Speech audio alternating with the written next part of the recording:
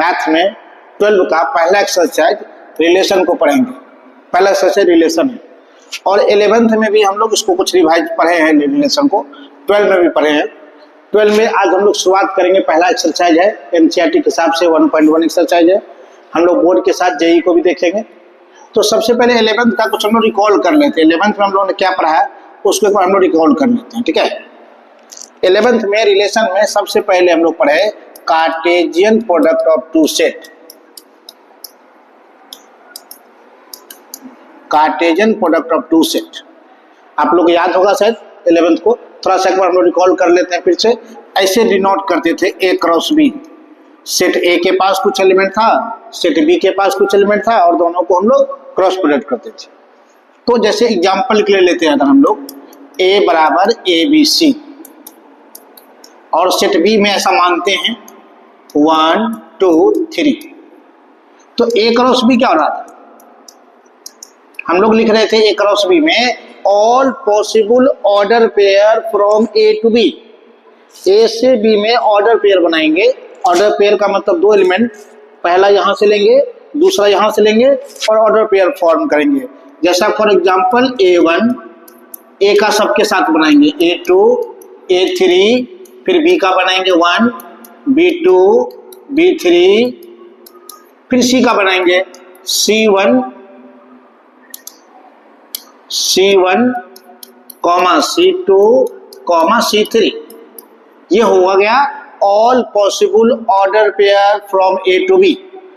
तो हम लोग नॉर्मली ए क्रॉस बी को क्या लिखेंगे, ए क्रॉस बी को लिखेंगे ए क्रॉस बी सेट है। ये भी एक सेट है, क्या है, is the set of order pair. A cross B क्या है, सेट है, ऑर्डर पेयर का सेट है, जिसमें होता क्या है, all possible order pair, all possible order pair from A to B. जितना भी पॉसिबल है हमेशा ध्यान रखना है, पहला एलिमेंट पहला सेट से लेना है, दूसरा एलिमेंट दूसरा सेट से लेना है, ये ध्यान रखना हमेशा। फर्स्ट एलिमेंट ए से लेंगे, सेकंड एलिमेंट कहां से लेंगे हम लोग, बी से लेंगे, और सारा ए को सबके साथ ऑर्डर पेयर बनाए, बी को सबके साथ बनाए पेयर, और सी को सबके साथ बनाए, तो ये हो गया आपका ए क्रॉस बी।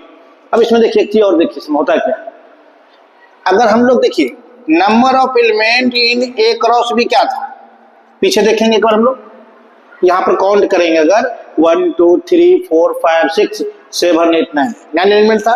9 एलिमेंट कैसे है, इस ए का 3 आया, बी का भी 3 आएगा, और सी का भी 3 आएगा। तो यहाँ पर डिपेंड कर रहा है ना, अगर यहाँ पर हम 2 एलिमेंट लेते तो ए का 2 ही आता, बी का 2 आता, सी का 3। तो नॉर्मली जो हम लोग परमुटेशन कॉम्बिनेशन में पढ़ते हैं उस थ्योरी से हम लोग यहाँ पर लिख सकते थे N A cross N B, number of element in A cross B. A cross B में कितना एलिमेंट होगा, N A cross N B, is depend upon कितना एलिमेंट ए में है और कितना एलिमेंट बी में है, उससे हमको ए क्रॉस बी का एलिमेंट मिलेगा। अगर 3/2 रहता तो 6 एलिमेंट मिलता, 2/3 में भी 6 मिलेगा, ठीक है। अब एक और पॉइंट देखते हैं हम लोग, सबसेट। क्योंकि सेट जो है ना हम लोग पढ़ेंगे, रिलेशन पढ़े हैं 11th में भी, रिलेशन हमेशा सबसेट होता है किसी सेट का। तो सबसेट क्या होता है, इसमें एक पॉइंट देखना है, ए सेट या for A set A having n elements, इसका मतलब na का वैल्यू n है। Number of element in set A, इसके 11th में पढ़ते थे, कार्डिनल नंबर कहते थे। Number of element in set A कितना हुआ हम लोग को, n हुआ। Then number of subset, then number of subset of set A is कितना हो रहा था, 2 का पावर n, कितना होता है 2 का पावर n। ये जो कंसेप्ट है सेट थ्योरी का है, बट इसको अभी हम लोग रिलेशन में यूज करेंगे, इसीलिए ऐसा लिखे है, इसको अभी हम लोग रिलेशन में यूज करेंगे। कैसे यूज करेंगे, देखिए हम लोग पहला पार्ट रिलेशन का जो डिफिनेशन पढ़ते हैं ना, रिलेशन होता क्या वो समझिए।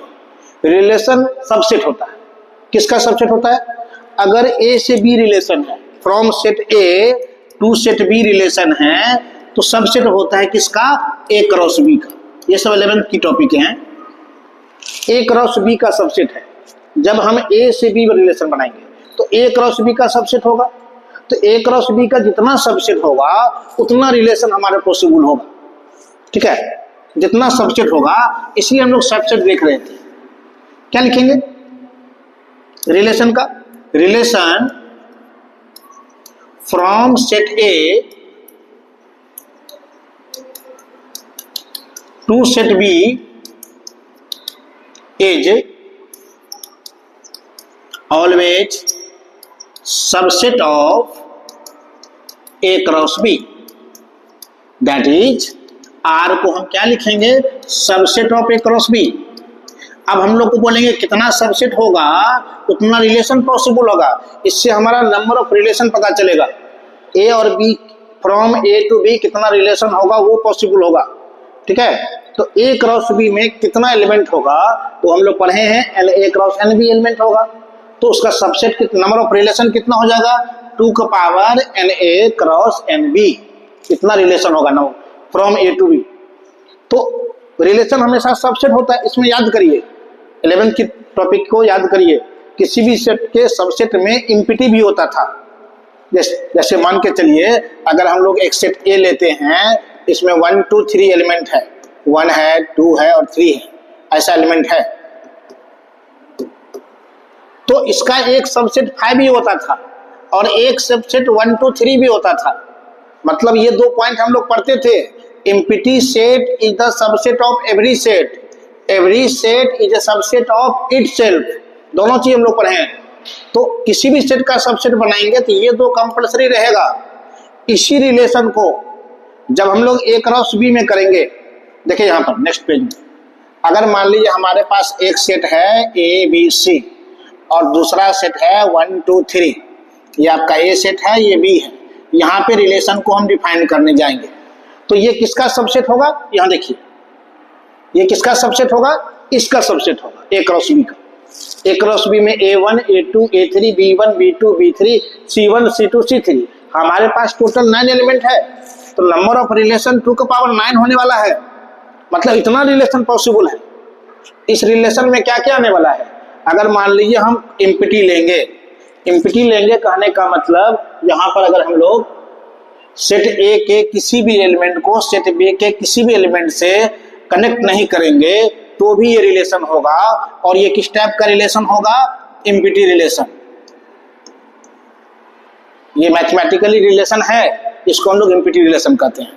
जैसे हम लोग बोलचाल की भाषा में कहते हैं हमको तुमसे कोई मतलब नहीं, ये अपने आप में इम्पिटी रिलेशन कहता है। इस सेट के किसी भी एलिमेंट को इस सेट के किसी भी एलिमेंट से कोई मतलब नहीं है, कॉल्ड इम्पिटी रिलेशन। और जब हम पूरे को इटसेल्फ को लेंगे रिलेशन में ए क्रॉस बी पूरा का पूरा ले लेंगे तब ये कहलाता है यूनिवर्सल रिलेशन। यूनिवर्सल रिलेशन इसमें क्या आता है, आर बराबर 5, इसमें क्या आता है, आर बराबर ए क्रॉस बी। अब ए को सबसे मतलब है 1 से 2 से 3 से, बी को सबसे मतलब है 1 से 2 से 3 से, सी को सबसे मतलब है 1 से 2 से 3 से। तो पूरा ए क्रॉस बी आ गया। ये आपका क्या कहलाएगा, यूनिवर्सल रिलेशन। ये सब 11th में हम लोग डिस्कस कर चुके हैं। ठीक है, 11th के टॉपिक में ये सब लोग देख चुके हैं। अभी हम लोग को मेनली 12 का पढ़ना और ये भी देख लेना है, number of relation, number of relation from A to B बराबर क्या होगा, 2 का power N A cross B, क्योंकि इस सेट पे डिपेंड करता है रिलेशन। इसमें जितना सबसेट होगा उतना होगा। इसको हम ऐसा लिख सकते हैं 2 का power N A cross N B, 2 का power N A cross N B. ठीक है, ये number of relation from A to B होने वाला है। 2 सेट के बीच का रिलेशन है। फ्रॉम ए टू बी होगा, बी टू ए करेंगे तो फिर से यही नंबर डिफाइंड होगा। तो क्वेश्चन पे ध्यान देना हमेशा, फ्रॉम ए टू बी कहेगा तो ये होगा, फ्रॉम बी टू ए कहेगा तो ये होगा। अब बिटवीन ए एंड बी कहेगा तो दोनों को ऐड करना पड़ेगा। Relation between A and B कहेगा तो ए से बी रिलेशन और बी से। आप सिंपल एग्जांपल लेके देखेंगे, आप और आपके भाई हैं या आपके दोस्त हैं, वहाँ 2 रिलेशन डिपेंड करेगा। एक वो आपके दोस्त है, जैसे दोस्ती में उतना अच्छा क्लियर नहीं है, एक ही रिलेशन बन रहा है। आप और आपके मान लीजिए मामा है या आपकी मम्मी है, पापा है, वहां देखिएगा दो रिलेशन है, आप कहेंगे मामा, वो तो कहेंगे भांजा, दो रिलेशन होगा। आप कहेंगे मम्मी, तो मम्मी तो कहेगी बेटा, रिलेशन कितना होगा? दो। फादर तो सन, रिलेशन हमेशा दो होगा। तो रिलेशन ए से बी कुछ और होगा, अब बी से ए कुछ और होगा। अगर रिलेशन का बात बी टू ए करेगा, अगर बी टू ए करने वाला है तो वो बी क्रॉस ए का सबसेट होगा। किसका सबसेट होगा? बी क्रॉस ए का। तो ये अलग चीज है। अभी हम लोग ए क्रॉस बी की बात कर रहे हैं, सिर्फ relation from A to B बात कर रहे हैं। तो किसी भी सेट में कितना रिलेशन होगा ये देख लिए, यूनिवर्सल कब होगा, एम्पिटी कब होगा, रिलेशन। अब हम लोग इसमें थोड़ा सा ऐड करते हैं डोमेन और रेंज। रिलेशन का डोमेन क्या था? अगर किसी रिलेशन को ऐसे हम लिख रहे हैं A1, B2, B3, C1, इतना लिए। ये देखिए, अगर पीछे वाले एग्जांपल से कंपेयर करते हैं, वहां पर A1, A2, A3, B1, B2, B3, C1, C2, C3 था, उसका एक सबसेट है। सबसेट का मतलब क्या होता है? एक पार्ट। सारे को ले लें, एक को भी नहीं ले, एक ले, दो ले, तीन ले, सबसेट होता है। तो ये एक सबसेट है रिलेशन का। अगर इसका डोमेन कहेगा तो फर्स्ट एलिमेंट के कलेक्शन को हम लोग क्या कहते हैं? शॉर्ट में लिखते हैं, फर्स्ट एलिमेंट के कलेक्शन को डोमेन कहते हैं। अगर डोमेन ऑफ रिलेशन को पूछेगा तो क्या लिखेंगे? ए, बी और सी। हाँ, बी दो बार है, लेकिन हम लोग सेट में ये चीज पढ़ते हैं, रिपीटेड को नहीं लिखते, रिपीटेड एलिमेंट को नहीं लिखते, एक ही बार लिखते हैं। सेट में एलिमेंट का रिपीटेशन या ऑर्डर मैटर नहीं करता है। इसको हम बी ए सी भी लिख सकते हैं, रिपीटेशन या ऑर्डर मैटर नहीं करता है। रेंज क्या होता है? ये सेकेंड एलिमेंट को रेंज कहते हैं। जो रिलेशन डिफाइंड है उसके सेकेंड एलिमेंट को रेंज कहते हैं। जैसे यहाँ पर अगर कोई रेंज पूछेगा आपसे तो रेंज क्या होने वाला है? 1, 2 और 3। यहाँ पर भी सेम कंसेप्ट है, 1 दो बार है बट रिपीटेशन है इसलिए इग्नोर कर दिए, एक बार लिखे काम हो गया। 1, 2, 3 आपका क्या हो गया? रेंज हो गया रिलेशन। और कोडोमेन, कोडोमेन हमेशा किसको कहते हैं हम लोग? सेकेंड सेट को। कोडोमेन किसको कहते हैं हम लोग? सेकेंड सेट को। सेकेंड सेट का मतलब अगर ए टू बी रिलेशन है तो यही आपका क्या हो जाएगा? कोडोमेन। इसको हम लोग फिगर से समझते हैं। आइए फिगर से देखते हैं। अगर मान लीजिए सेट ए में आपका ए बी सी है और सेट बी में आपका एलिमेंट 1, 2, 3, 4 है, मान के चलिए थोड़ा देर के लिए, एक एलिमेंट बढ़ गया। और अभी हम लोग ए से 1 का रिलेशन बनाए, बी से 2 का बनाए, बी से 3 का बनाए और सी से किसका बनाए थे हम लोग? सी से 1 का बनाए, सी से 1 का बनाए, ऐसा रिलेशन बना दिया। ठीक है। अगर आपका डोमेन कहेगा, यहाँ पे मान के चलिए आपके पास डी है, कोई दिक्कत नहीं, तो डोमेन का अगर आपको कोई बात करेगा, डोमेन क्या है इसका? तो डोमेन में आपका ए बी सी आएगा। इस रिप्रेजेंटेशन को भी हम लोग पढ़े हैं, इसको हम लोग पिक्टोरियल रिप्रेजेंटेशन या एरो डायग्राम कहते हैं। एरो डायग्राम में क्लियर हो जाता है रिलेशन क्या है। इसको हम लोग डोमेन क्या क्या होगा, जिस जिस से एरो निकला वो डोमेन में आएगा। इसको हम लोग कहते हैं इमेज सेट, ये सभी पढ़े हैं। इसको कहते हैं हम लोग प्री इमेज सेट। ठीक है। तो जिस जिस से एरो निकला उसको हम लोग डोमेन कहेंगे। और अगर रेंज की बात करेगा तो जिस पर एरो आया उसको हम लोग रेंज कहते हैं। और कोडोमेन का कोई बात करेगा तो कोडोमेन का मतलब सेकेंड सेट, पूरे सेट को कोडोमेन कहेंगे, जो भी है उसमें सबको लिखेंगे। कोडोमेन को पूरे सेट को लिखेंगे, कोडोमेन होगा। अगर मान लीजिए किसी से भी एरो नहीं आता, किसी से भी एरो नहीं निकलेगा तो डोमेन फाई हो जाएगा, किसी पे एरो नहीं आएगा तो रेंज भी फाई हो जाएगा। जब किसी से नहीं निकलेगा तो किसी पे आएगा भी नहीं, तो दोनों फाई हो जाएगा। वो इम्पिटी केस, इम्पिटी रिलेशन का केस है। बट कोडोमेन में कोई चेंज नहीं आ रहा, कोई भी रिलेशन नहीं। अगर हम यूनिवर्सल रिलेशन की बात करेंगे तो हर एक से एरो निकलेगा, हर एक पे एरो आएगा। उस केस में डोमेन पूरा होगा, रेंज भी पूरा होगा, बट कोडोमेन पे कोई फर्क नहीं पड़ेगा। सेकेंड सेट को कोडोमेन कहना है, इसका कोई डिफिनेशन नहीं। पूरे कंप्लीटली सेकेंड सेट को हम क्या कह देंगे? कोडोमेन कहेंगे। जब भी कोई relation A to B defined है तो बी हो गया कोडोमेन, क्लियर हो गया। बी का एक पार्ट हमेशा क्या होता है? रेंज। हम एक पॉइंट लिख के समझ सकते हैं, रेंज हमेशा क्या होगा? Subset of codomain. हम लोग देख रहे हैं ना, सेकेंड सेट का ही कुछ एलिमेंट रेंज बन रहा है, सेकेंड सेट का ही कुछ एलिमेंट क्या बन रहा है? रेंज। और पूरा सेकेंड सेट है कोडोमेन। तो रेंज हमेशा सेकंड सेट का क्या होगा, सॉरी रेंज हमेशा सेकंड सेट का सबसेट होगा या कोडोमेन का सबसेट होगा, एक ही बात हुआ दोनों। ठीक है, सेकंड सेट को कोडोमेन कर रहा है और रेंज उसका एक पार्ट हो रहा है। अब हम लोग जब आते हैं 12 के सिलेबस पे, तो 12 में जो बेसिकली एनसीईआरटी जो मेंशन किया है, ऐसे बहुत कुछ पढ़ना है, उसमें हम लोग को सबसे इंपॉर्टेंट चीज पढ़ना है इक्विवेलेंस रिलेशन। इक्विवेलेंस रिलेशन किसको कहते हैं? इक्विवेलेंस रिलेशन, इक्विवेलेंस रिलेशन पढ़ना हमको